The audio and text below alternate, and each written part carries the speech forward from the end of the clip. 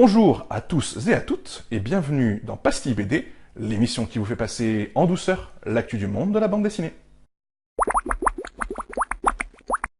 Et l'actu du moment, c'est le coup de projecteur mis par le collectif des créatrices de bande dessinée contre le sexisme sur les profondes inégalités et le sexisme dans le milieu qui nous intéresse, la bande dessinée.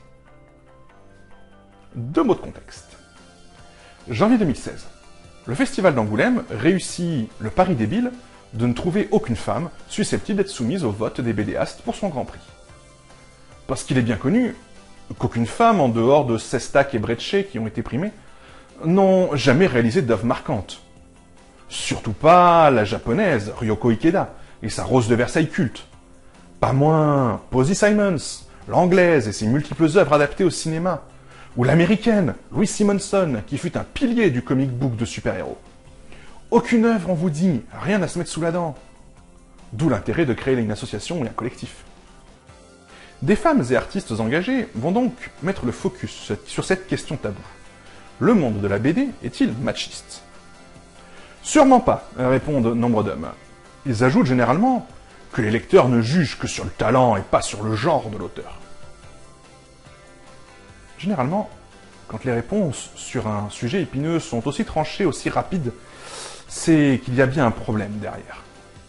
Ces hommes, pour la plupart, qui rejettent le simple fait de poser cette question, oublient de dire que la BD, pendant des années, n'a laissé quasiment aucune place aux femmes artistes. Voire pendant des décennies. Qu'elles ont longtemps été tenues à l'écart de cet univers, avec des héros aux problématiques exclusivement masculines et des personnages secondaires féminins horripilants, des mégères comme la Castafiore, comme Bonne Mine, ou des femmes agressives comme Sécotine à ses débuts, et j'en passe. Si Angoulême 2017 a été plus apaisé sur ces questions, deux événements ont rallumé la mèche à la fin du mois de février 2017. Un article du site Combini, intitulé « La place des femmes dans la BD pour en finir avec le syndrome de la Schtroumpfette », tout d'abord. Très intéressant cet article, parce que rassemblant des points de vue différents sur la problématique, et contradictoires. Et ensuite, il y a eu la présentation par le collectif déjà cité de témoignages anonymisés ou non, de situations de sexisme ordinaire vécues par les femmes dans le milieu de la bande dessinée. Et vu les réactions de certaines personnes de sexe mâle, il m'a semblé utile de proposer une vidéo qui redise simplement les choses. Oui, il y a du sexisme dans la bande dessinée, parce que notre société est sexiste et que notre art n'y échappe pas. Et oui, ce sexisme s'illustre par des procédés particuliers à l'univers de la bande dessinée. Cette vidéo va donc s'intéresser à deux dimensions, mises en avant par les membres du collectif. Le terme d'autrice d'abord, moult fois critiqué sur les réseaux sociaux, les forums. Et les témoignages des créatrices victimes de sexisme de la part des acteurs du monde de la bande dessinée. Autrice? Non, mais c'est quoi ce néologisme barbare? Non mais franchement, auteur, le mot existe, je vois pas l'intérêt de le changer par un mot aussi moche. Ah, les belles pensées que l'on peut lire depuis que le mot autrice est mis en avant. Je dis bien mis en avant, parce que ce mot néologisme insupportable aux oreilles de certains a été créé il y a quoi? 16, 17 siècles à peine, tout nouveau, tout chaud. Pour ceux qui veulent lire le propos complet de la chercheuse Aurore Evin de l'Université Paris-Descartes, vous pouvez cliquer sur le lien qui apparaît quelque part sur l'écran. Et oui, autrice n'a rien d'une invention récente, puisque saint Augustin lui-même l'employait pour désigner certains personnages féminins de la Bible. Vous conviendrez qu'en guise de néologisme venu de nulle part, on a fait mieux quand même. Et niveau révolutionnaire aussi, saint Augustin, bon. Mais cet emploi va se poursuivre au Moyen-Âge par de grandes figures littéraires féminines qui continuent de revendiquer leur statut d'actrice de la pensée. Oh tiens, d'ailleurs, actrice. Ce ne serait pas le féminin d'acteur, ça? Genre comme réalisateur et réalisatrice, facteur, factrice, conducteur, conductrice. Non, vraiment, c'est insupportable à l'oreille, autrice. Horrible, inacceptable. Donc, comme je le disais, avant de m'interrompre sauvagement moi-même, le terme continue de survivre au Moyen-Âge. C'est d'ailleurs l'époque où un autre mot, actrice, se banalise et devient courant. Mais Dans un sens, révèle Aurore Evin, dans un sens beaucoup moins fort qu'il n'était auparavant. L'acteur de théâtre ne devient plus qu'un interprète, il n'y a plus d'action, de pouvoir. Et c'est quand ce pouvoir quitte la fonction que les hommes acceptent d'en féminiser la description. Et quelle puissance derrière ce mot d'auteur! Cette créativité, impossible à la laisser aux femmes. Elles pourraient s'imaginer qu'elles seraient susceptibles de l'exercer ailleurs, ce pouvoir, si on les laissait penser. On en vient donc à Richelieu, et au tournant 1634, pour l'affrontement autrice-auteur. 1634, c'est la création de la désormais vénérable Académie française. Vénérable, croulante, réactionnaire, je vous laisse le choix des mots. Cette assemblée, constituée uniquement d'hommes alors, et donc, tandis que les femmes tiennent place dans le débat intellectuel de l'époque, va entreprendre de déféminiser toutes les fonctions assimilées au pouvoir ou à l'intellect. Bye bye les philosophesses, poétesses, mairesses et autres capitainesses qui existaient à l'époque. Merci mesdames de rester à votre place. Le pouvoir, héritage de la loi salique, est une affaire de bonhomme et non de gonzesse. Mais bon, c'est loin tout ça. Hein.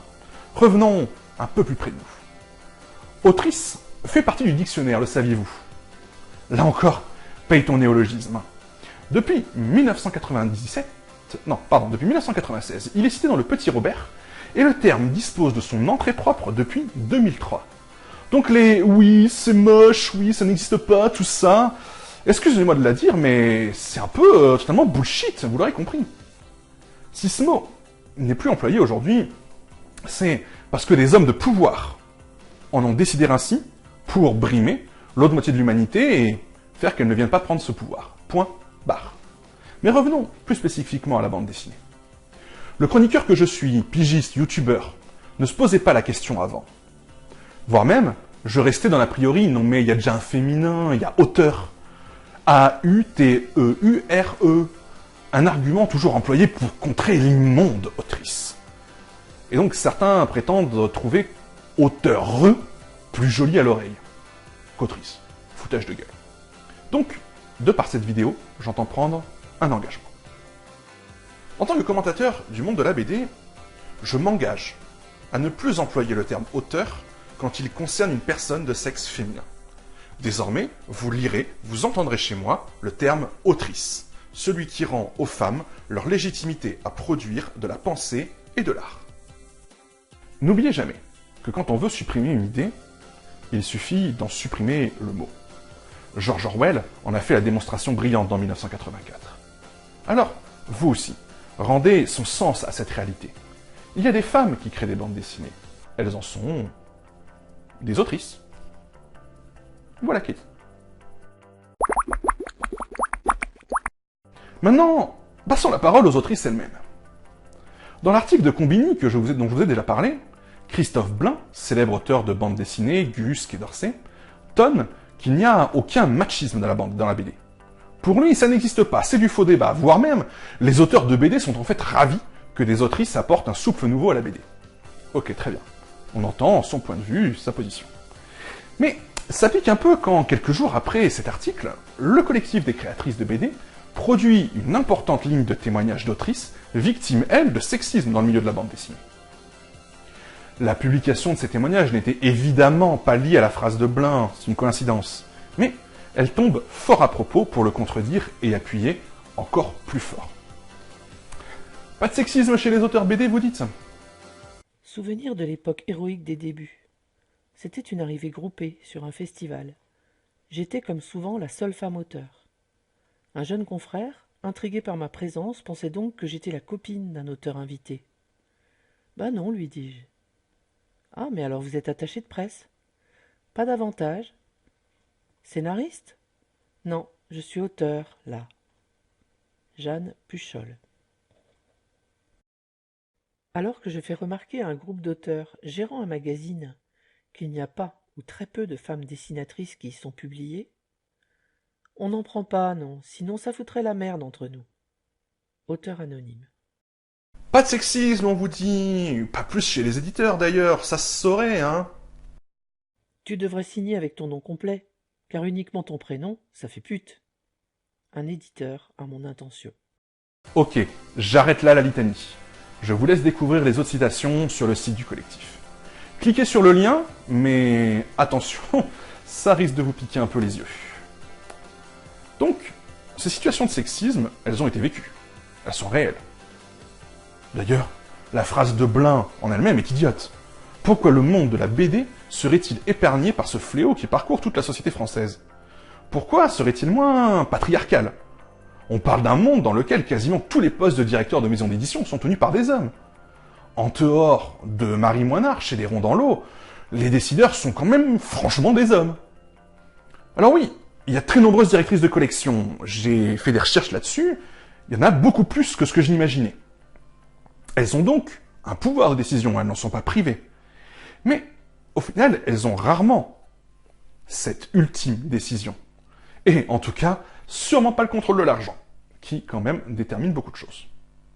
A contrario, je connais beaucoup d'attachés de presse femmes et bien peu d'attachés de presse masculins. Deux en fait, je crois que j'en connais. Ce rôle-là est un rôle de femme, visiblement dans le milieu de la bande dessinée. Mais, d'ailleurs, c'est pas propre qu'à nous, hein, ce cliché. L'attaché de presse, c'est une femme. Mais cette vidéo parle d'autrice, alors revenons à elle. Il y a ce sexisme violent qui a été mis en avant. Ce fait d'être un objet sexuel avant toute autre chose, un objet de prédation par le mâle alpha, malheureusement trop souvent tenu en public sans que les autres hommes de la pièce ne dénoncent les comportements agressifs ou méprisants. C'est de nous qu'on parle, messieurs, de vous, de moi peut-être aussi, de notre absence de courage à dire à nos semblables qu'ils vont trop loin, que le ton de l'humour ne diminue pas le sexisme d'une répartie, et que notre queue n'est pas censée être notre cerveau. Mais il y a aussi le plafond de verre, qui n'est pas plus absent du monde de la BD que du reste du marché du travail. Il y a ce monde qui fut pendant très longtemps un monde d'hommes, où la femme n'était pas autrice, tout juste collaboratrice de son artiste de mari quand elle lui faisait ses couleurs dans son studio, à l'époque de Franquin et les autres. Un monde dominé par ces artistes-là et qui laisse fort peu de place aux femmes pour produire des blockbusters aujourd'hui. Ok, il y a Florence Sestac, il y a Pénélope Bagieux qui font des ventes et qui peuvent donc proposer désormais des projets à leur guise, d'ailleurs quelle que soit la qualité intrinsèque. Mais en dehors d'elles, combien peuvent se le permettre? Combien d'autrices parviennent à vivre de leur travail? Autant que ce que galèrent leurs homologues masculins? Malheureusement non. Même si en effet, auteur de BD est un métier en crise, la situation des femmes est toujours moins favorable que celle des hommes chez les auteurs de bande dessinée. L'enquête des États généraux de la bande dessinée en 2016 a fait la démonstration suivante. D'abord, que les femmes ne représentent que 27% de la profession. Ensuite, que question revenue, en 2014, 32% des auteurs se déclaraient en dessous du seuil de pauvreté, quand, la même année, c'était 50% des autrices qui se déclaraient dans cette situation. Ces écarts de revenus sont démontrés par l'enquête, ainsi que les écarts d'avance et de droits qui sont touchés. Quand le quart le mieux payé des auteurs touche 30 000 € par an, le quart le mieux payé des autrices ne touche que 20 000 €, 10 000 € de mois. La réponse qu'on fait souvent à ça, c'est que ce sont les ventes qui font les rémunérations. Et que si les femmes vendaient aussi bien que les hommes, elles toucheraient autant. Ça paraît logique, mais ça ne tient pas. D'abord, on va se redire qu'on est sur une profession où ce sont les plus installés qui touchent les meilleures rémunérations globalement. Parce qu'aujourd'hui, les plus grosses ventes sont aussi des BD anciennes, historiques. On en a déjà parlé. Et qui sont les auteurs impliqués sur ces titres? Des hommes, en tant que créateurs ou en tant que repreneurs. Les femmes ont été massivement absentes du média pendant plusieurs décennies. Elles ne disposent pas du réservoir de lecteurs de leurs collègues. Et puis, n'oublions pas que le lecteur, après tout, ne peut acheter que ce qui lui est proposé. Ce qui signifie que ce sont en fait les éditeurs qui décident si une autrice va pouvoir vendre et si les femmes vont vendre. C'est l'éditeur qui la signe, qui croit au projet. C'est l'éditeur et son équipe de commerciaux qui vont décider de mettre l'accent sur tel ou tel livre afin qu'il soit plus disponible, mieux visible, mieux vendu par les libraires. Alors le lecteur, quand il arrive en fin de parcours avec son choix, quel choix a-t-il réellement au final? Voilà donc une situation qui ne vend pas du rêve. Alors, que peut-on faire? D'abord, en parler. relayer les témoignages du collectif, pour que chacun soit bien conscient que le monde de la bande dessinée est réellement inégalitaire entre les hommes et les femmes, à l'image du reste de la société. Que ce n'est pas une réserve qui serait magiquement protégée on ne sait comment.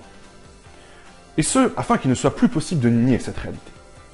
Ensuite, comme je l'indiquais en début de vidéo, il faut utiliser les bons mots. Ceux qui ne gomment pas l'existence des femmes dans le média. Ceux qui donnent à voir. Le mot autrice a toute sa place dans notre vocabulaire. Enfin, il faut accorder la même attention, la même exigence aux œuvres d'auteurs et d'autrices.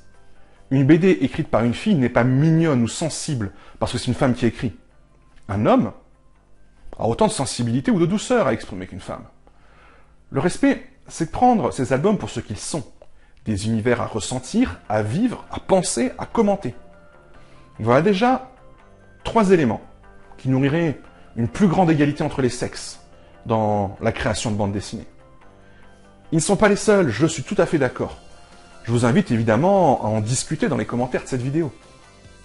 Mais, pour ma part, maintenant, il est temps de vous dire à bientôt pour une nouvelle pastille qui fait du bien à la bande dessinée.